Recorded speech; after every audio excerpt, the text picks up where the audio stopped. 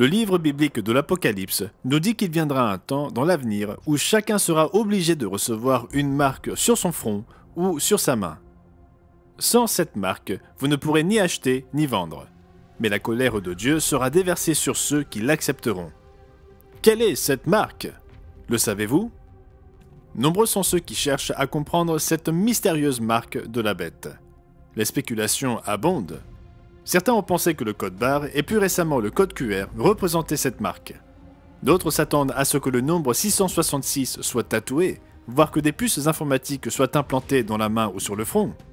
Et comment oublier le vaccin du Covid-19? Aucun de ces exemples ne constitue la marque de la bête. Dans l'émission d'aujourd'hui, Au monde de demain, j'expliquerai à partir des pages de la Bible la signification de cette marque mystérieuse. Je reviens d'ici 5 secondes pour vous montrer ce que la Bible révèle au sujet de la mystérieuse marque de la bête.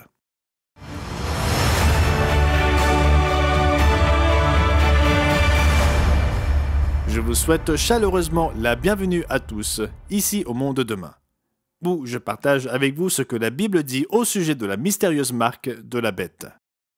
L'origine du sujet, d'une marque qui détermine si quelqu'un peut acheter ou vendre, découle du livre biblique de l'Apocalypse.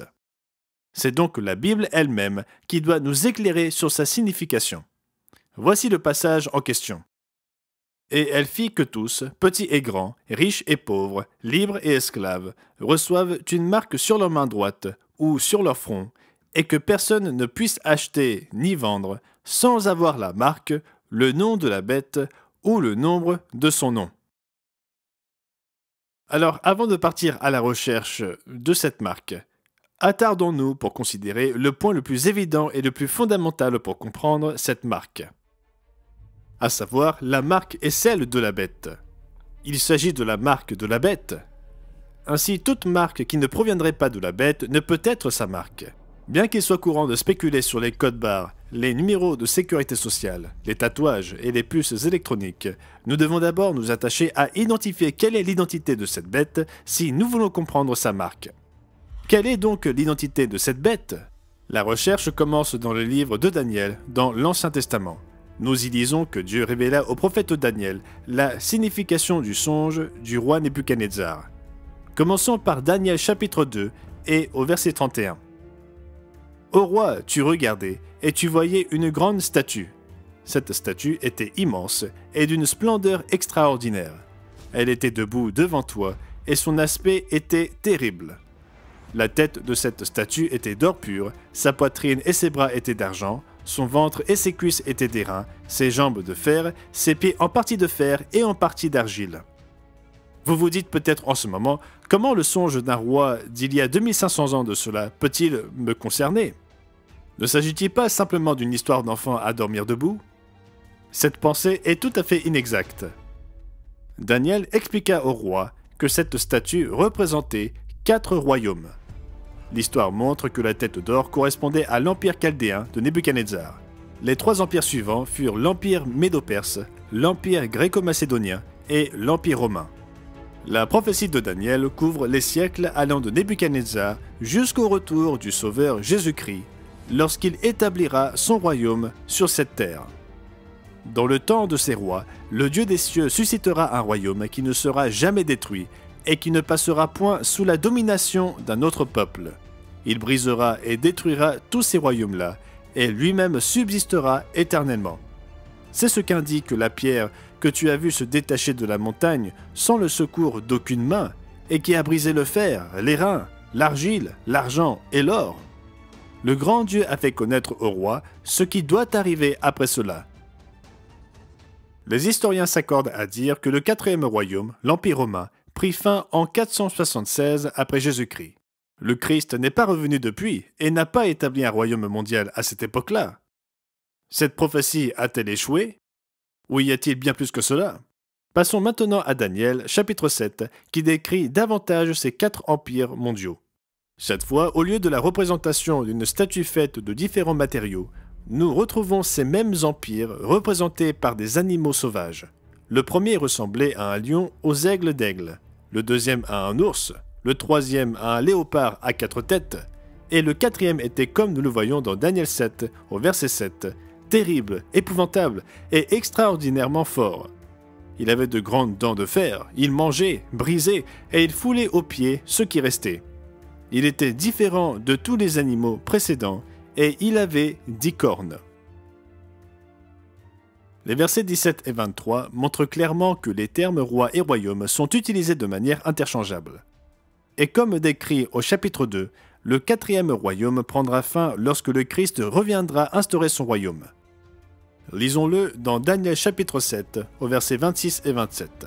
Puis viendra le jugement, et on lui ôtera sa domination qui sera détruite et anéantie pour jamais. Le règne, la domination et la grandeur de tous les royaumes qui sont sous les cieux seront donnés au peuple des saints du Très-Haut. Son règne est un règne éternel, et tous les dominateurs le serviront et lui obéiront. Il est inutile de spéculer sur l'identité de ces animaux, car la Bible interprète ses propres symboles. La statue du songe de Nebuchadnezzar représentait 4 royaumes, en commençant par le sien et se terminant par l'instauration du royaume de Dieu ici-bas. Les 4 animaux dans Daniel 7 représentent des rois ou des royaumes, dont le 4e prendra fin juste avant l'établissement du royaume de Dieu. Ces 4 animaux représentent clairement les mêmes royaumes que ceux mentionnés dans Daniel chapitre 2. La pierre qui se détache de la montagne sans le secours d'aucune main est clairement une référence au Messie qui reviendra établir un royaume éternel. À ce moment-là, il détruira les empires humains en frappant les pieds de cette grande statue. Par conséquent, les pieds et les orteils constituent assurément la partie de la statue qui existera au retour du Christ. Remarquez l'explication des pieds et des orteils inspirée par Dieu dans Daniel chapitre 2 à partir du verset 41. Et comme tu as vu les pieds et les orteils en partie d'argile de potier et en partie de fer, ce royaume sera divisé.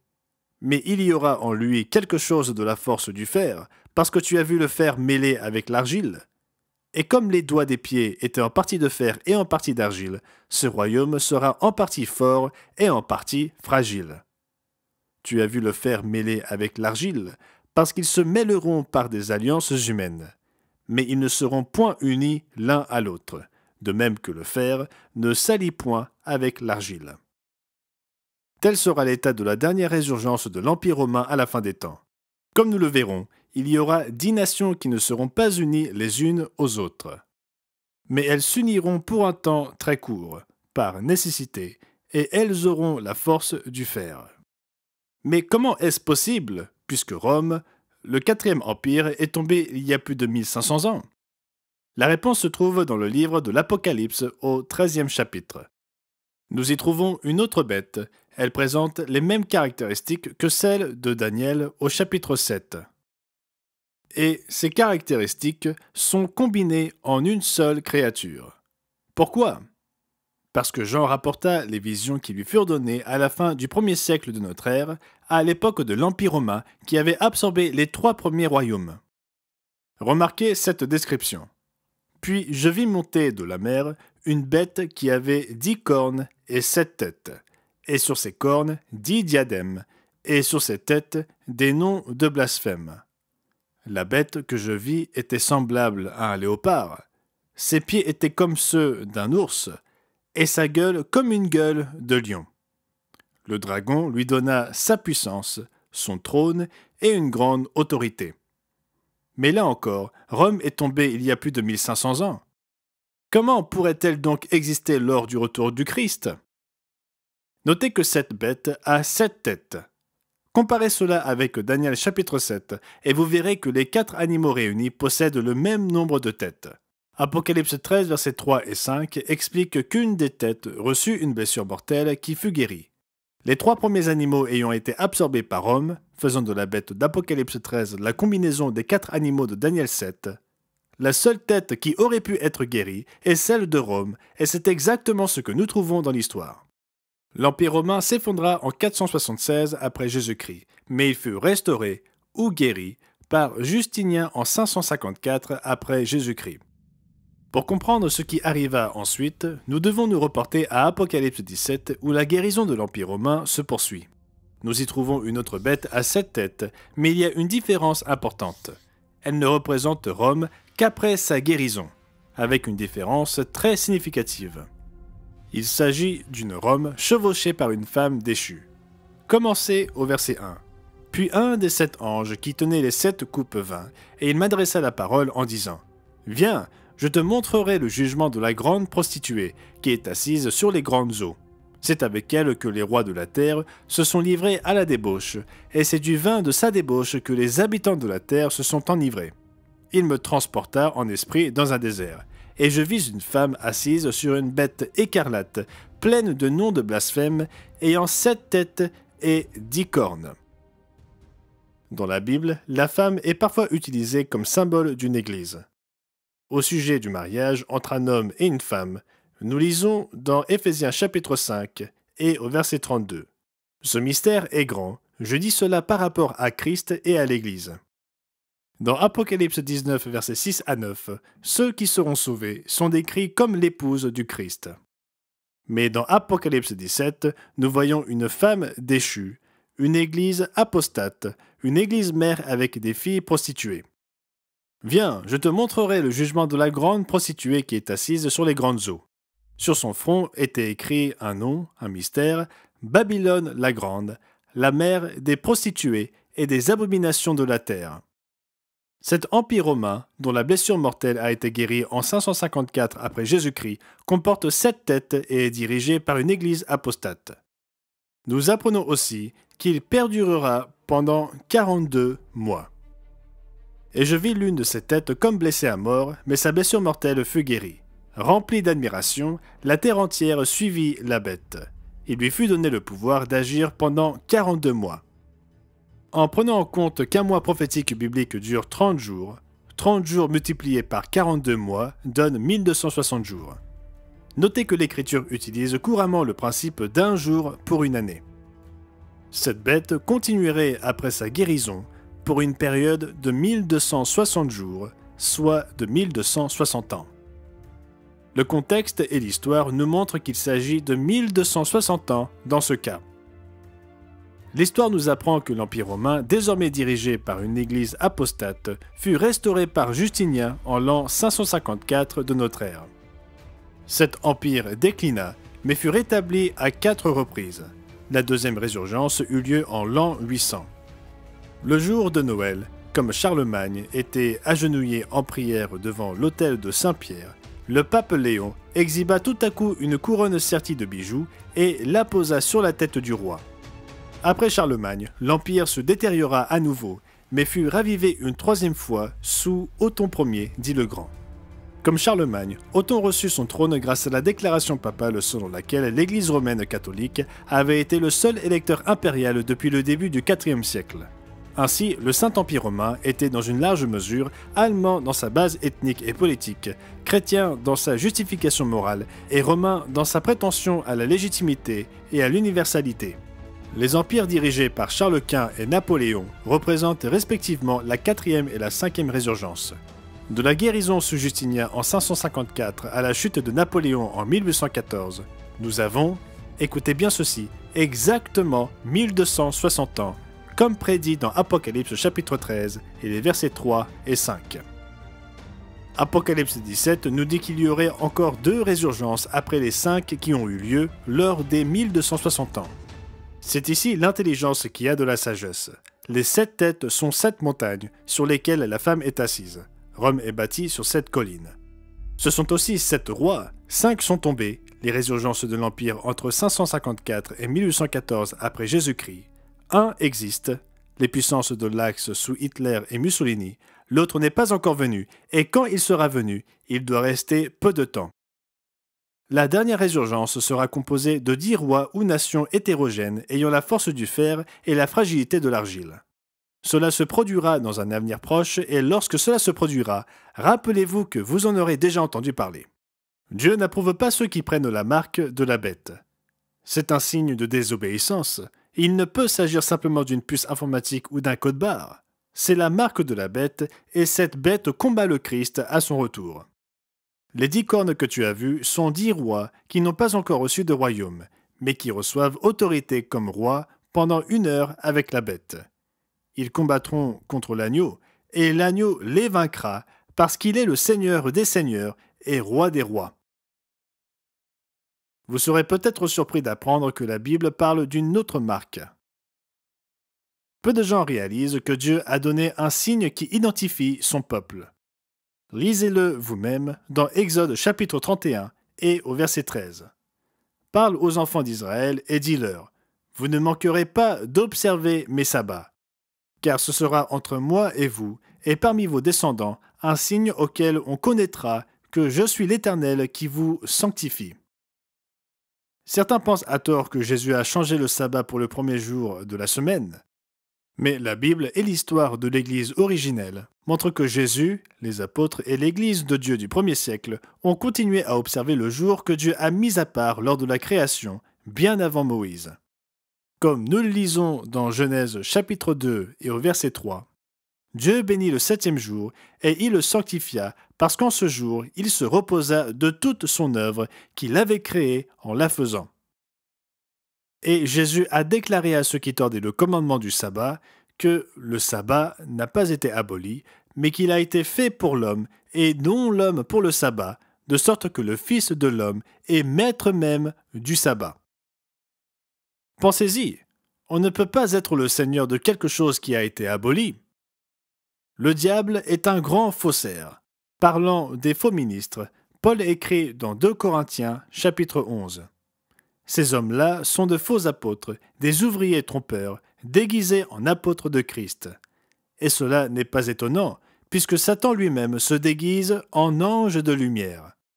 Il n'est donc pas étrange que ces ministres aussi se déguisent en ministres de justice.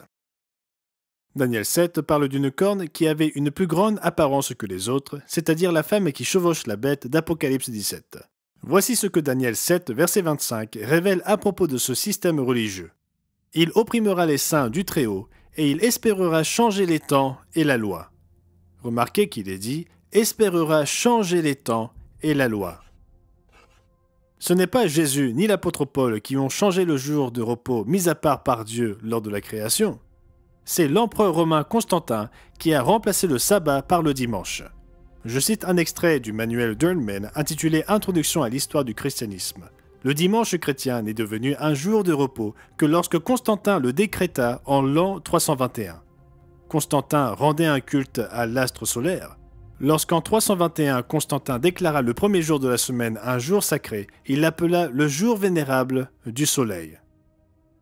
Mais qu'en est-il de la marque apposée sur la main et sur le front ? Cela ne suggère-t-il pas une sorte de marque visible ou de puce électronique ? Nous ne devons pas lire dans la Bible selon nos propres idées. Nous devons laisser la Bible expliquer ses propres symboles.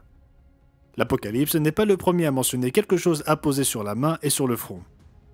En fait, ce symbolisme est utilisé comme un signe d'obéissance à Dieu. À propos d'une fête annuelle donnée par Dieu que Jésus et l'Église originelle observèrent, nous lisons dans Exode chapitre 13 et au verset 9. « Ce sera pour toi comme un signe sur ta main et comme un souvenir entre tes yeux, afin que la loi de l'Éternel soit dans ta bouche. » Après avoir répété les 10 commandements dans Deutéronome 5, nous lisons au chapitre 6. « Tu les liras, les commandements divins, comme un signe sur tes mains, et ils seront comme des frontaux entre tes yeux. » Tout comme Dieu place son signe sur notre main et notre front, la bête du grand faussaire a sa marque. J'espère que cette vidéo vous a été utile. Si vous l'avez trouvée utile et que vous voulez en savoir plus, assurez-vous d'obtenir votre exemplaire gratuit de notre brochure « La bête de l'Apocalypse ». Il suffit de cliquer sur le lien dans la description ou d'aller sur mondedemain.org. Ici, au Monde de Demain, nous voulons vous aider à comprendre le monde à travers les pages de la Bible. N'oubliez donc pas de vous abonner à notre chaîne afin d'être notifié d'autres vidéos sur des sujets bibliques importants. Merci d'avoir regardé et à la prochaine fois.